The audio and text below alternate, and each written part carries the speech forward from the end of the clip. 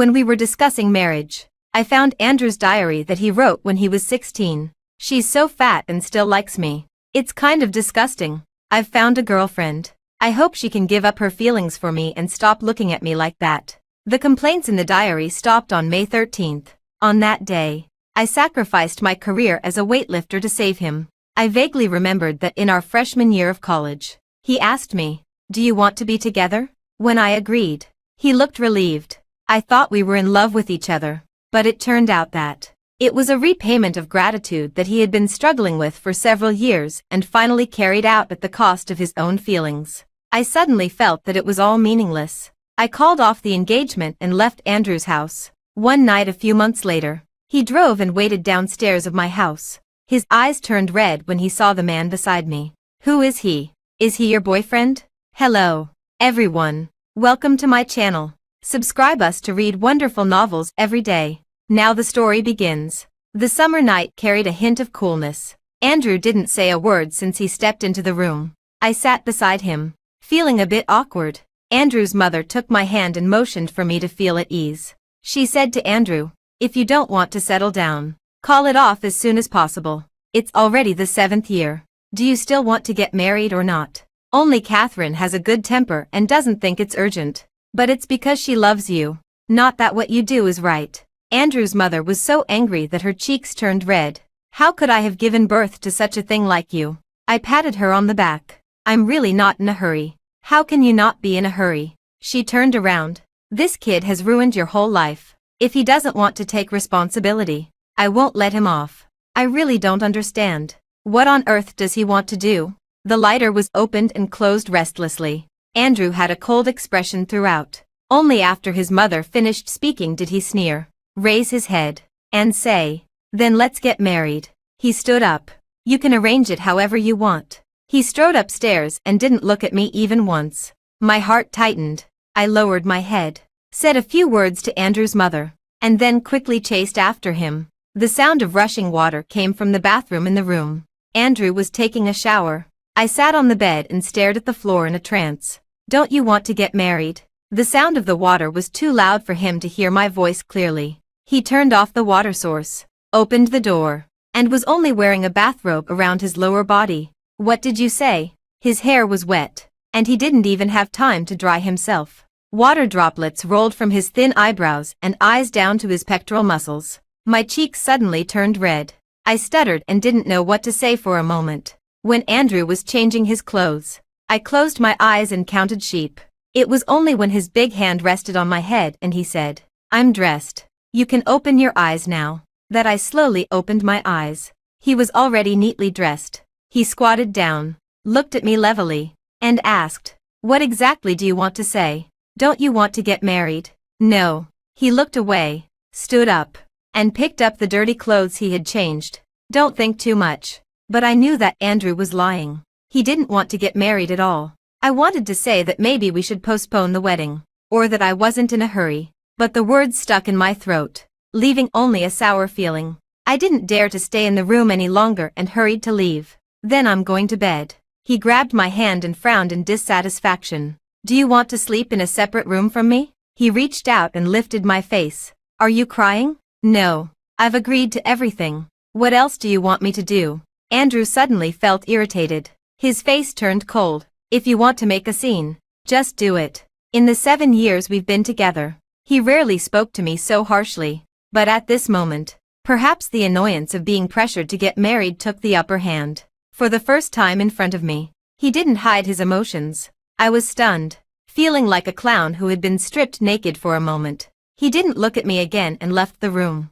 Only the faint scent of his body wash reminded me of what had happened today. After this incident, neither Andrew nor I mentioned what happened that night. Nor did we mention postponing the wedding. It's just that he became more and more silent, even when choosing the wedding dress. He was too lazy to care. He often worked until the middle of the night. When I sent him messages, he would only reply after a long time, saying, "I'm busy." He didn't come back for his mother's birthday either. Everyone smiled and tried to smooth things over, but we all knew clearly that this was Andrew's dissatisfaction with his mother. I ignored the strange feeling in my heart, pretended that nothing had happened, and mustered up the energy to practice smiling. Until one day a few weeks later, I woke up and found him staring blankly at his phone. "Why aren't you sleeping?" I wanted to sit up, and he quickly put away his phone. "Go to sleep."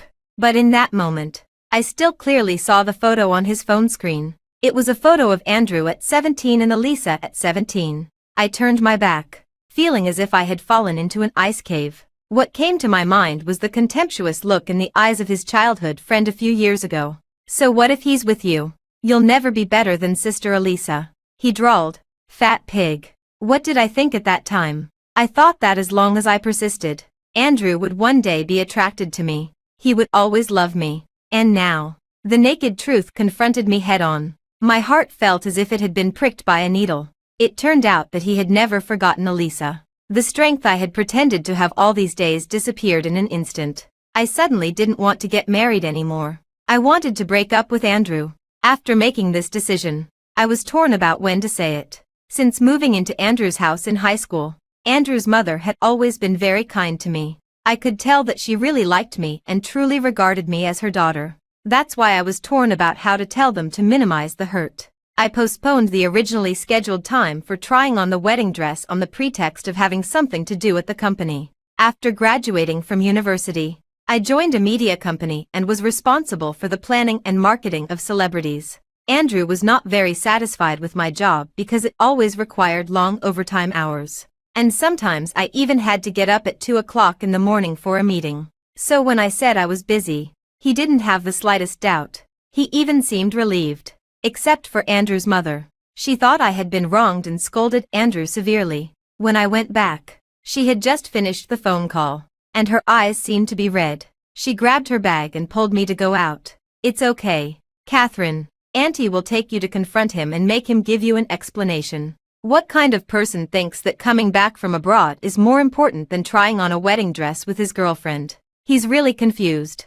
From what Andrew's mother said, I understood that Elisa had come back. No wonder he had been absent-minded these days. No wonder he was relieved when he heard that I didn't have time to try on the wedding dress. No wonder. No wonder. When a person is extremely speechless, they really will laugh. Andrew's mother was startled and hugged me. "Catherine, Auntie knows you've been wronged.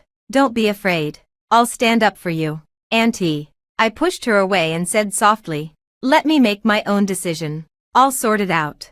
I went upstairs and stood there in a daze for a while. I wanted to take out my phone from my bag but didn't hold it firmly, and the things in the bag spilled all over the floor. I squatted on the ground, picked up the phone, and simply leaned against the end of the bed to call him. The phone rang a few times. After it was answered, the voice on the other side was very noisy, and I couldn't hear it clearly. "What's up?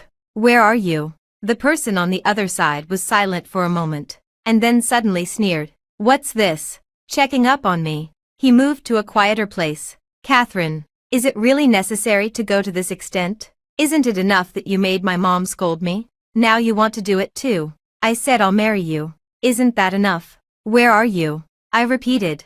My fingers dug into my flesh, and I had to try hard to hold myself together. "Come if you want." He gave an address, pausing for a moment, as if thinking of something. He added, "Since you're coming, bring the document bag in my study for me." The phone hung up. I looked up at the ceiling for a long time before I managed not to let the tears fall. I rarely went into Andrew's study because he didn't like it. The study was furnished in a typical black and white style, just like him, cold and aloof. I saw the folder on the table at a glance. Just as I was about to take it, my gaze fell on the diary placed beside it. People may really have a sense of premonition at certain moments. Just like when we were at school, we would always know in advance that we were going to be in trouble before the teacher called our names. It was the same now. I knew I shouldn't open it, but my gaze was drawn to it. The moment I opened the diary, I couldn't help but hold my breath. August 29th, 2015. A new person came to our house. Mom and Dad said she was in sports and would live with us from now on. She always has a smell of sweat on her. It's really annoying. I remembered it was a hot day when I came to Andrew's house with big and small bags. My parents and Andrew's mother were very good friends. That year, I entered the provincial team. To make my training more convenient, they handled the transfer for me. When I came to Andrew's house, the first person to open the door for me was Andrew. He was wearing a clean white t-shirt, with his hair fresh and clean. He took the initiative to carry my things into the house, turned around, and asked me, "My name is Andrew. What's your name?" "Catherine." He smiled at me and put my things in the room. "The room is all set up for you. If you need anything, just tell me, and I'll ask my mom to arrange it for you." At that time, he was gentle and polite. I stood there nervously, looking at him, and a soft seed seemed to have been planted in my heart. I had never imagined that he thought of me in this way at that time. November 5th, 2015. I always feel that the way she looks at me is a bit strange. Could she really like me? She even came to give me a birthday present. A hand-knitted plush toy. Boris asked me for it, and I gave it to him. I felt goosebumps all over my body. January 3rd, 2016. I hate it when they make jokes about us. March 7th, 2016. She actually confessed her love to me. I can't believe it. Does she really think she's the female lead in a novel?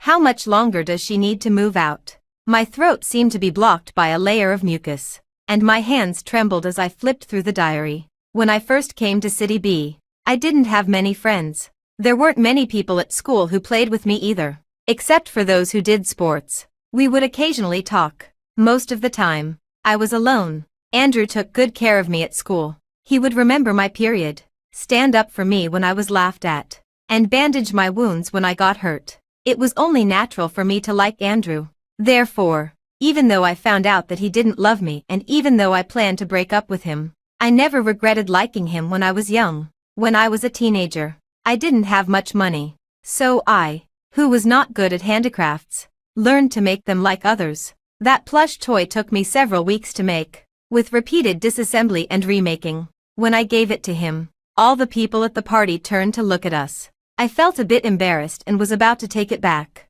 Andrew had already taken it and put it back in the gift box. "Thank you.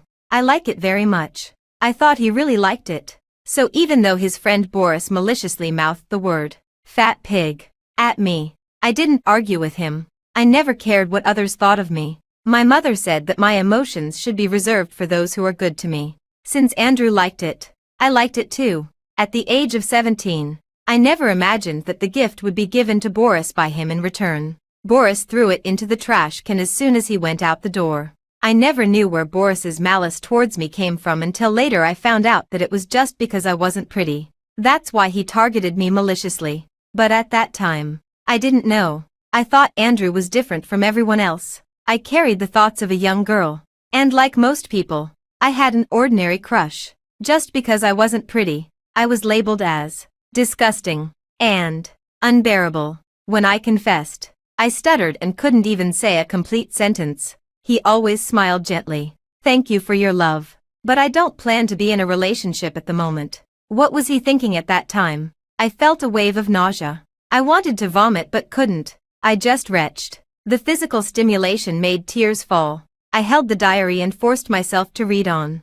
April 9th, 2016. I've found a girlfriend. I hope she can give up her feelings for me and stop looking at me like that. I couldn't help laughing. I first discovered that my feelings were so ridiculous, so cheap, and so insignificant. But he could have told me clearly. There were so many opportunities. As long as he had told me, I wouldn't have gotten close. Why did he do sweet things on the one hand and write such words on the other? The last update of the diary stopped on May 13th. On that day, Andrew was asked for money by hooligans. When he refused, a fight broke out. To save him, I stood in front of him. In the end, my hand was severely injured by a stick. I could no longer practice weightlifting. Also from then on, Andrew and Elisa broke up. Not long after that, Elisa went abroad to study, and the two completely lost contact. After entering university, I began to pay attention to my dressing and body management. It was at that time that my relationship with Andrew really started to change. Maybe he remembered my kindness, or maybe the lighting that night was too ambiguous. He suddenly took my hand and asked, "Do you still like me?" I was so nervous that I hardly dared to look at him. He held my neck and bent down to kiss me. That was my first kiss. It carried a faint mint fragrance. On the first day of our relationship, Andrew brought me in front of his mother. "We're together now." At that moment, he seemed more relaxed than ever, as if a stone in his heart had finally dropped. Now, looking back, I realized that the so-called sincerity I thought I had received was just his self-righteous way of repaying a debt of gratitude. When I arrived at the place, Andrew was playing billiards with Boris. His face was as cold as frost, and he didn't say a word. Boris was fanning the flames as usual. Elisa is back. Why don't you break up with her? Don't tell me you're really reluctant to part with her. Hey, I still remember the first time I saw her. She was so fat and was holding a plush toy and giving it to you. Are you annoying? Andrew put down the cue stick and was just about to say something when the door was opened from the outside. Everyone in the room was stunned for a moment. Andrew was flustered for a moment. But when he saw me as usual, he calmed down again. I handed him the folder. Here's what you asked for. Thank you. He was taken aback for a moment. Just as he was about to explain something, he saw me holding out the diary. Is it fun? I couldn't hold back my tears and asked in a hoarse voice. Is it fun, Andrew? I threw the diary at him fiercely. He didn't move, and his eyes were flustered again. He seemed to want to hold my shoulders. Boris stepped forward and pushed me hard. Are you crazy? Slap. I slapped Boris in the face with my backhand. I'm talking to him. What are you butting in for? Over the years, you've never had a good look on your face when you see me. Fat pig. Ugly woman. Aren't you tired of saying these words? I'm tired of hearing them. What's wrong? I was a weightlifter. Was it something to be ashamed of that I gained weight for my career? Who dares to look down on me? My parents have never criticized my weight or commented on my appearance. What right do you have? You're like a piece of chewing gum that can't be shaken off. People who don't know might think you like me. The way you keep biting at it like a dog. I was furious, with red eyes. Boris was stunned and didn't retort. Andrew hugged me. Catherine, calm down. I'm calm enough. I pushed him away violently, picked up the diary on the ground, and then pulled him to open it. The more Andrew read, the paler his face became. He mumbled to himself. Let me explain. Let's break up. I laughed and looked at him viciously. Really, just thinking about it makes me feel sick. I turned around and left without looking back. Andrew wanted to chase after me, but I stopped him again. If you chase after me, do you want to marry me? He stopped in his tracks and didn't move anymore. He watched me walk away step by step until I finally disappeared from his sight completely. After having it out with Andrew, for several days after that, he would avoid me at home. Everyone at home felt that something was wrong, but no one dared to ask. The first person I told was my mom. When she heard it, she wasn't surprised. She asked me, do you want to come home? I need to think about it. I said, I haven't told Auntie about the breakup yet. No matter what happened between Andrew and me, his mother's kindness to me was real. I didn't want her to be sad. Moreover, I couldn't just give up my job here in a short time. It always takes courage to start from scratch. After hanging up the phone, I looked at myself in the mirror and was in a trance for a long time. Probably because of the nature of my job. There were many good-looking men and women around me, so I became more and more deliberate about maintaining my appearance. And gradually I also became the little beauty in other people's mouths. I looked at myself in the mirror and seemed to see my past self again, holding the barbell, bending my knees, squatting down, practicing day after day. In the end, that person became farther and farther away, and I gradually became the girl with exquisite makeup who goes to and from work on time every day. I became better looking, but I wasn't as happy as I had imagined. I preferred the life of wearing sportswear and not wearing makeup, rather than being a tense urban woman all the time. The choices in life often lie in a single thought. In the evening, I cooked a table full of dishes. I didn't want to be a wishy-washy person like Andrew. I also knew that I had to be the one to break up. Otherwise Andrew's mother would never let it go. After having a good meal, I said, I broke up with Andrew. Before she could say anything, I added, I was the one who initiated it. Andrew's mother's eyes immediately turned red. I held her hand and leaned my head on her shoulder. I know you feel sorry for me, but you can't force feelings. I really don't like him anymore. I'm going to resign. I submitted my resignation letter today, after I finished the work handover. I'm going back home. Auntie. I smiled at her. If you miss me, you can come and visit me. Andrew's mother couldn't say anything. She just kept crying. She hugged me in her arms, and it took a long time before she choked out, It's Xiaobei who's sorry for you. If I had known it would be like this. I'm sorry. It took me a long time to comfort her before she could accept this fact.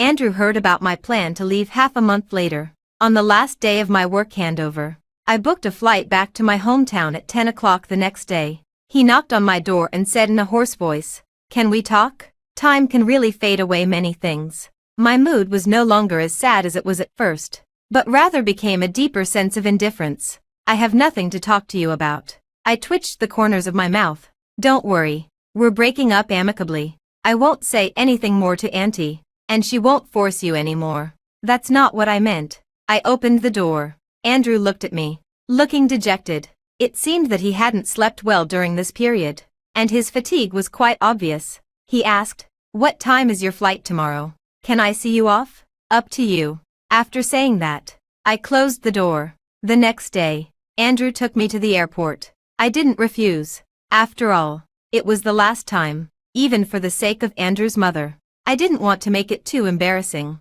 After getting out of the car, he handed me my luggage. When I took it, he didn't want to let go. After pulling a few times, I lost my patience and looked at him coldly. He looked guilty and lowered his eyes, gradually releasing the suitcase. "Keep in touch." I sneered and left without looking back. Before getting on the plane, the first thing I did was to block Andrew. Never having any contact with each other again is the best ending for us. After returning home, the first thing I did was sleep for 3 days and 3 nights. My hometown is different from the big city. Its pace is always very slow. After the wedding was cancelled, the relatives in my hometown didn't ask much. They just told me to go out for a walk when they had the chance. A few weeks later, the relatives started arranging blind dates for me again. My mother didn't know whether to laugh or cry. After much persuasion, she managed to dissuade them from this idea. Over the years, I had saved a lot of money. All in all, I had more than 300,000 yuan.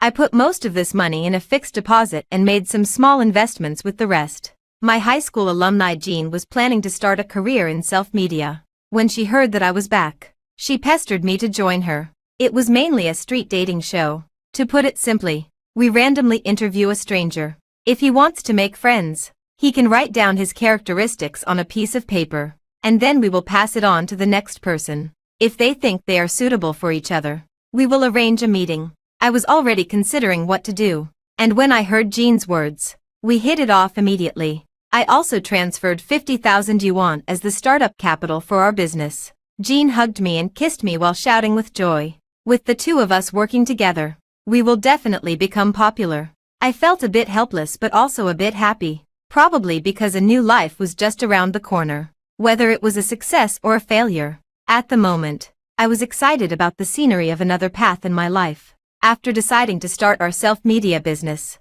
we began to study how to run the account and do the filming. The first filming was at a university town, and we randomly stopped a few passers-by, but the response was mediocre. So, we set the location at an elementary school. This time, I performed more smoothly. When getting along with younger children, there is always a little less tension. After the filming was over, we were going to have a meal first. Jean suddenly grabbed my hand. "Handsome guy." Under the shade of a tree not far away, there stood a guy in a black suit. He had an inverted triangle figure and a superior appearance. It seemed that he had been looking at us for a long time. He trotted over, with a slightly red face. "Is this a dating platform?" He handed me his phone and looked at me. "Can I get to know you?" Ding. My phone received 2 text messages. It was from an unknown number. It sent a photo of Andrew and Elisa holding hands, with the caption, "They're together now." I didn't even need to think to know who sent this.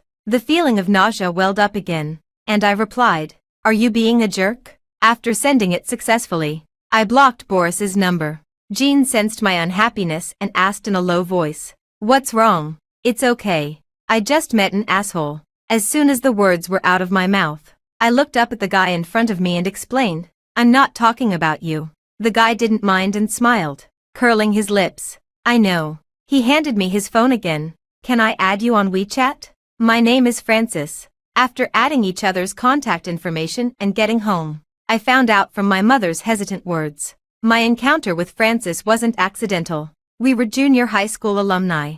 I rummaged through the suitcase and found the graduation group photo. After looking for it several times, I finally matched the thin and small guy in the corner of the photo with the person I met today. I really had no impression of him. My mother said, maybe he was a secret admirer. After all these years, the two of you met again, and it was like a bolt of lightning striking the earth. I couldn't help laughing. How many romance novels have you read? It was enough for me to be self-indulgent once with Andrew. I wouldn't be self-indulgent a second time. I clicked on the profile picture of the newly added friend today. It turns out we were junior high school classmates. The other side kept typing and deleting, and finally replied, "Do you mind?" "Why should I mind? Then let's meet often in the future." Then came another message. "I don't have many friends here." For a period of time after that, Francis would pop up unexpectedly. Later, he simply started to help us with our work. He had a very good personality, lively, kind, and active. He could even chat with an 80-something-year-old grandmother. My mother was even more enthusiastic. Once she met him, she really wanted to drag him home for dinner. I said softly, "You're a bit different from the first time I met you." He didn't react at first. When he realized that I was talking about his transformation from a suit-wearing guy to a youthful college student, he scratched his head and smiled sheepishly. "Because I think the first impression is very important. Isn't it important now?" He bent down and leaned closer, his eyes shining brightly. "Now the second impression is more important." I didn't like the image of a suit-wearing elite man. I also didn't want to be in a relationship.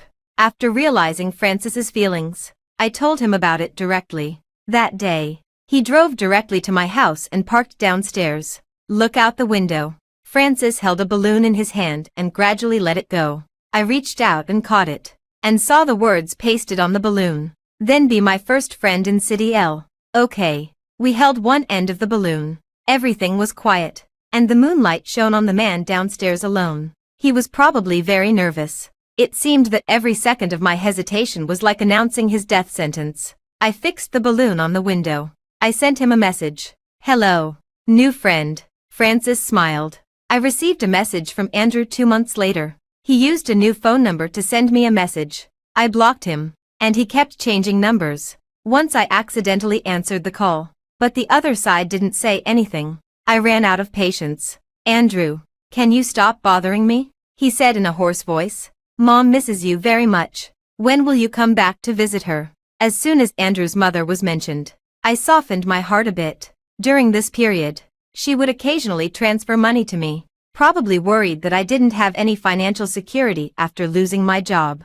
When I didn't accept it, she started sending me some health and wellness recipes. I remembered that when I first came to Andrew's house, she was also like this, cooking different kinds of food for me. When I was sick, it was also her who took care of me all night without sleep. I couldn't be heartless to her, so I couldn't even completely hate Andrew. Seeing that my attitude was softening, he pressed on. "Or should I come and pick you up? Aren't you back together with Elisa?" I interrupted him. There was a moment of silence on the other end of the phone. I sneered. "Do you treat every girlfriend of yours like this? Always looking at something else while having something in hand?" "Andrew." I took a deep breath. "Don't you think you're being a jerk?" After that night, Andrew was quiet for a long time. I thought that was the end of the matter between us. But I never expected to meet Boris in this small fourth-tier city. Francis and I had just come out of the university town. A black Maybach stopped in front of us. When that face appeared, the smile on my face disappeared. "Is this your new boyfriend?" he sneered. "Hey, bro, do you know what she used to look like?" Before he could finish his sentence, Francis beside me punched him. I was startled. Boris didn't show any weakness and fought back. Someone around called the police. Since it was a mutual fight, in the end, the two of them signed a settlement agreement and were released. Boris touched the wound on his face and spat hard. I walked up to him and grabbed his collar. "Are you crazy?" He looked at me playfully and suddenly laughed. "Yeah, I'm crazy. So what?" He reached out to touch my hand. I quickly let go. Instead, he patted his collar. "Jean Bay, Andrew, and Elisa broke up. He still can't forget you." I was afraid the text message didn't get the message across properly. "So I came here specially to inform you." "Who knew you?" He bent down, his mouth curving into a big arc. "You don't appreciate my kindness." I stared at him expressionlessly. He felt bored. I grabbed Francis's hand. He was slightly stunned. When he reacted, he held my hand even tighter. I just wanted to leave there quickly and didn't notice Francis with red ears beside me or Boris whose face suddenly turned cold. "Hey, Boris called out to me again. His eyes complicated and deep. Get back together. I promise I won't scold you anymore. Are you nuts? After several months, I messaged Andrew for the first time. Can't you keep your dog in line? Perhaps I was too angry. That night, I unexpectedly dreamed of things from my high school days. My strong and powerful body seemed to be the focus of others' gossip wherever I went. Sometimes the malice of teenagers came out of nowhere. They pushed and shoved. Do you dare to kiss her? Damn it. Are you asking for a beating? Go and compare with her to see whose body is bigger. Once, when I came back from the restroom, a girl's shoelace came undone, and the mischievous boys in the class looked at the cleavage revealed at her collar with lewd eyes. I still remember that look, which made me feel so disgusted that my scalp went numb. When I walked over, I stepped on that guy's foot hard. He got angry and tried to hit me, but Andrew blocked his fist. Andrew grabbed that guy's hand, turned him around and pressed him against the wall, holding his face with one hand. He said coldly, "Apologize." The sunlight that day seemed to carry a faint fragrance of green grass. My heart was moved so unexpectedly. When I woke up, the pillow was already soaked with tears. It was only 2 o'clock in the morning. I got up and poured a glass of water. Suddenly, I heard a noise outside the door. When I opened the door, I saw Andrew. His face looked a bit tired. He was leaning against the car door, and there were cigarette butts scattered on the ground. The cold wind made his face pale, and he seemed to have lost a lot of weight. When he saw me, his originally unfocused eyes gradually became clear. The next second, the door closed again. I lay back on the bed, and my phone received a new message. "I'm sorry about Boris. I broke up with him. He won't come to bother you anymore." After a moment of hesitation, he added, "I broke up with Elisa." Andrew settled in City L for a short time. Every time I went downstairs, he was waiting outside. When I came back in the evening, he was still standing there. I ignored him. My mom also ignored him. A person should have self-respect. But you can't stop a dog from wanting to guard the house. At the end, she added, and it's not even his house. During this period, the self-media business I was doing finally started to show some results. We could gradually get some small advertising deals. Jean and I became even more motivated. We almost squeezed one day into 2. I was running around busily, trying my best to come up with topics. But happiness often leads to sorrow. I didn't watch the road carefully and was accidentally scratched on the leg by a bicycle. Jean helped me up.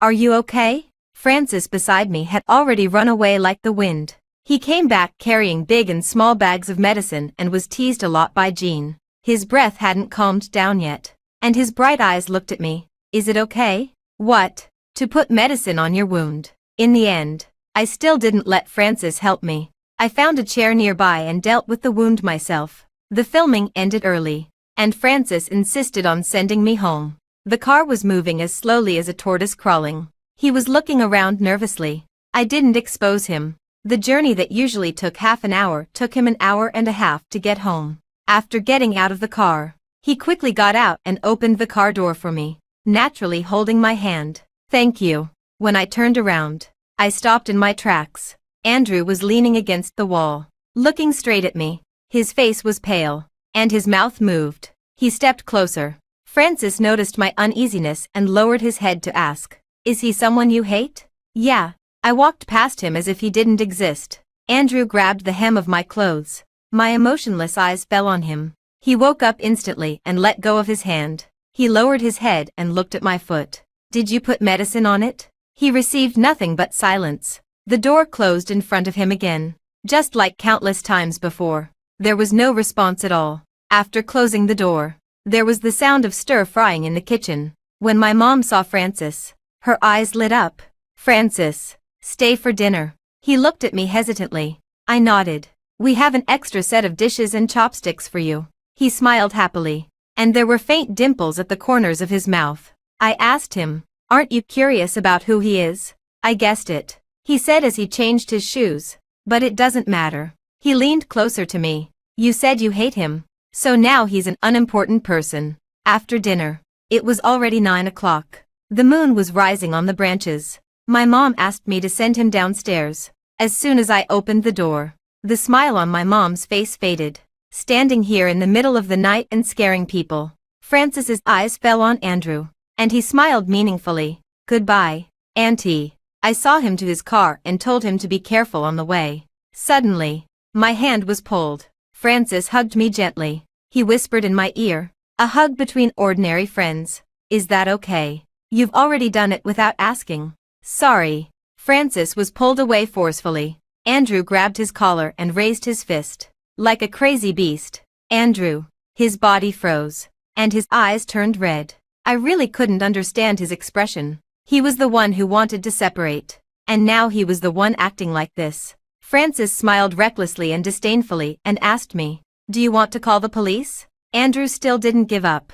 Who is he? Is he your boyfriend? Andrew. We've already broken up.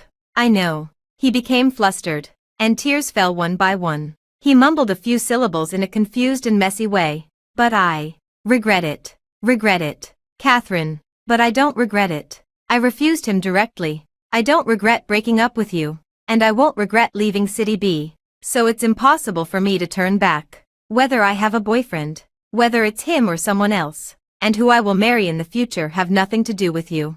Because that person won't be you. The sword of Damocles finally fell, and the hope in his eyes completely disappeared. That night, Andrew didn't stay downstairs anymore. One night a long time later, I received a text message from Andrew. It had been 2 months since our last meeting. Can we meet?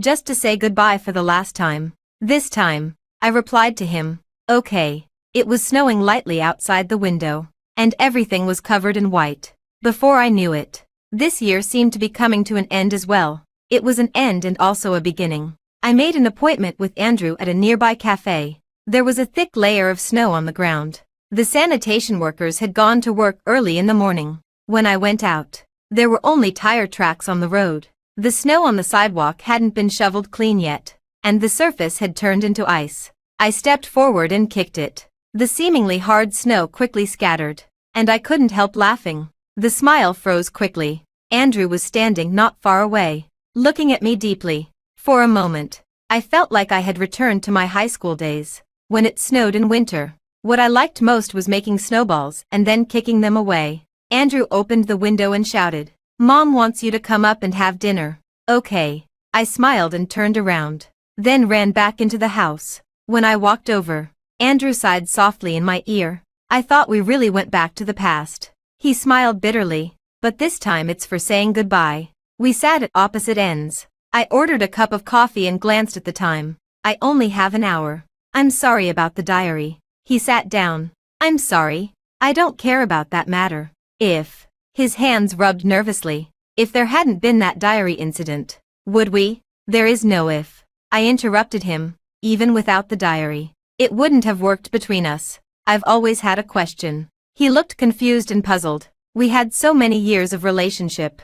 Why didn't you give me even a chance? Then let me ask you. I suppressed the annoyance in my heart. What was the reason you were with me in the first place? He didn't say anything. To repay a debt of gratitude. I summed up this absurd thing.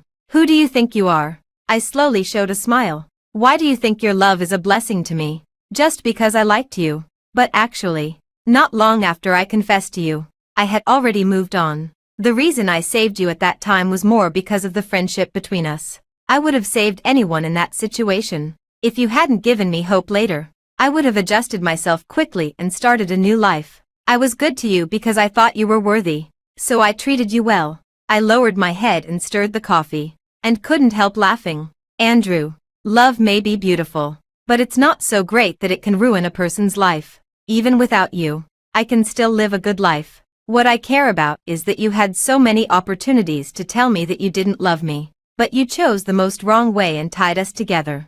You wasted 7 years of your own life. You also wasted mine. Andrew suddenly stood up. His eyes were flustered. He wanted to explain but didn't know where to start. He closed his eyes, and the corners of his eyes were wet. It's not like that. It's just that you didn't realize your own feelings. Seeing him nod, I laughed even harder. Since I was a child, my mom has told me not to let people I hate make me angry. I just need to care about the people who are worth it. So even though Boris was like that, I never made a fuss with you. First, I don't care about his comments and opinions. Second, I didn't want you to be unhappy. This is what liking is. Liking is a very obvious and clear thing in my heart. I liked you. So I wanted to be good to you. But what about your love? I asked him back. Andrew didn't say anything. If I hadn't found that diary and we got married, you would still be dissatisfied after marriage. You would feel that you were morally kidnapped into it. And our marriage would still be unhappy. You still haven't realized it yet. Even after so long, I still couldn't remain completely indifferent. We didn't break up because of the diary or because of Boris. It was your seemingly tolerant but actually arrogant attitude. You were looking down on me. But I'm not completely blameless either. Under his nervous and uneasy gaze, I said calmly, my mistake was not stopping the loss in time. When you let your friend treat me that way, I should have understood that it was time for me and you to end things. Today is the last time I'm meeting you. For the sake of Auntie, I picked up my bag. And he quickly stood up. Don't meet again in the future. Andrew. Without looking at him again, I left without turning back. When I opened the door, my phone rang. Jean urged, is it over? The gathering is waiting for you. If you don't come soon, someone will come to find you. I smiled. I'll be right there. In March, I received a commission from a little girl. In the chilly early spring, she was wearing a thin school uniform with a red scarf around her neck. There was something strange about her left eye, as if she was blind in that eye. On the busy road, she stopped us. Sister, can I make friends here? I want to make friends. The little girl's name was Sunny. Her parents died in a car accident when she was a child, and she was raised by her grandmother. Her grandmother often scolded her as a jinx, ignored her, and regarded her left eye as an unlucky thing. Her classmates also bullied her. Nobody likes me. Her voice dropped. Because of this commission, we started searching in various primary schools. Finally, we found a girl in a primary school. The girl had a sweet smile and was like a little sun. When we took her there, she hopped and skipped all the way. Her parents, who were walking beside her, smiled helplessly and said, this child has been wild since she was a kid.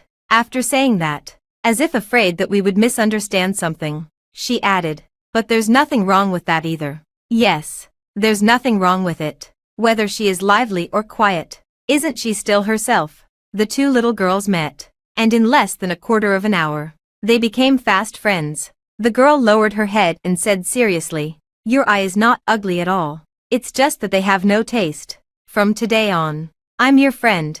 I also said, me too. Jean said, me too. The girl's mother squatted down and stroked the girl's head. My home isn't far from here. You can come over, and Auntie will cook delicious food for you. Before leaving, I said to the little girl, don't care too much about what people you don't like say to you. Those things aren't important. What's important is that you know who you are. I once read a sentence in a book by Sophie Tanner. I want to be my own close lover and loyal comrade in arms. Self-esteem, self-love, and self-confidence. All my life. Until death do us part. The girl was a bit confused, and I smiled and hugged her into my arms. Sunny, you're a really, really good person. I didn't release this topic right away. I told Jean that I still had an Easter egg to record.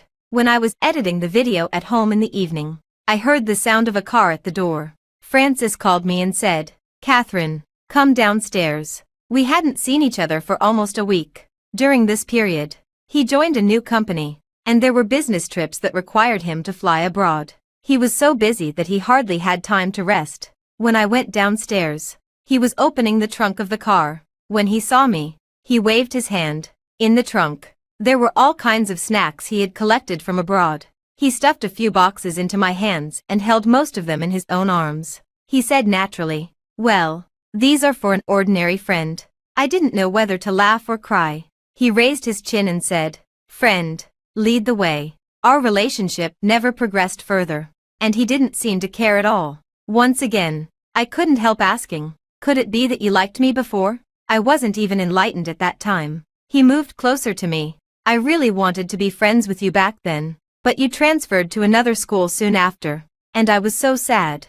Once, Francis was thin, small. He always kept his head down when he walked, and Catherine always held her head high, fighting back against the malice that she shouldn't have had to bear. The teenage Francis thought, I really want to be friends with Catherine, but during those years, he never took a step forward. On the day he learned that she had transferred schools, Francis stayed at home and cried. Francis didn't tell Catherine that when he was 23 years old, he had a brief encounter with her because of the company's business. But she didn't recognize him. He recognized her, though. Later, he had a conflict with the company's boss over their ideas and returned to his hometown. When he learned that Catherine had come back, the first thing he did was to take the initiative. He really wanted to be friends with Catherine. After truly getting along with Catherine, the things that were once unclear were revealed, and he saw a more real and brave Catherine. He didn't fall in love with her at first sight. It was more like love that grew over time. A seed was planted in junior high school, and after many years, it took root and sprouted. Catherine was a bit shocked when she heard this. I never expected that there was someone who wanted to be friends with me so much at that time. Francis propped up his chin and looked at her. You shine on your own, and people on the same frequency will always be attracted to you. He was grateful that fate had brought them back together after all the twists and turns. Catherine said to take it slow. He thought that was great, because he didn't like the fast pace of love either. Epilogue. After separating from Catherine in the cafe, Andrew never sent her a message again. When he thought of how their relationship of many years had ended up like this, his heart ached. However, he was the one who had caused all of this. After Boris made trouble with her, he had a big argument with him. He didn't understand why Boris had such great malice towards her and kept biting at her like a dog. Until Boris kept repeating, then go and chase her back. What's so great about City L that she wants to stay there? Only then did he sense something different in Boris's twisted words. He squinted his eyes. Do you like her? Boris's body froze, and he sneered habitually. Do I look like I'd like that fat? You like her? This time it was a statement. Boris stopped pretending and simply decided to go all out. Yes. So what? Why does she always ignore me like I'm trash every time she looks at me? If she had just said a soft word to me, I wouldn't have bullied her. When he heard these words, Andrew found it hard to believe, and he felt even more regret. He had actually allowed such a venomous snake to bite at Catherine for years. But she disgusts you. Doesn't she disgust you? Boris retorted. I'm different from you. His eyes suddenly turned cold, and he stepped closer to him. I have feelings for her, but for Catherine, it's all the same. He didn't pay attention to this sentence. He went to Catherine's hometown and waited like a madman downstairs of her house. He wanted to tell Catherine that he liked her. He had already broken up with Elisa, and he didn't love her at all. He wondered if they could start over. But Catherine didn't give him this chance. Just as Boris had said, Catherine also disgusted him. After Catherine left, he sat in the cafe for a long time. When he went out, he was at a loss for a moment. He didn't know where to go. He and Catherine no longer had a home. There was no direction that could lead him to the home he had with Catherine. He forced himself not to pay attention to her anymore, as if deceiving himself, and worked hard. But he ended up in the hospital because of excessive fatigue. In the hospital ward, he opened Catherine's account. There was her latest video. In one of the videos, there was an Easter egg. It was what Catherine said. To the dear girl. Hello. What are you doing right now? Are you buried in a sea of homework or rushing around in a busy city? Are you a student, an adult, or a mother? Are you doing well? Are you happy? No matter what your identity is, I still want to tell you today that you're really great. I used to be a weightlifter. I had a strong body and an appearance that wasn't considered beautiful in the eyes of the world. I've heard people talk about me and belittle me, but that doesn't define me. When I was a teenager, I always tried to keep my back straight. I thought, what did they know? I could train and gain weight day after day. Of course, I should be proud of myself. Similarly, I also hope that you in front of the screen are proud of yourself. After graduating from university, I joined a big company and did marketing for a few years. When I resigned, I had a period of mental struggle, but I still chose to give it up.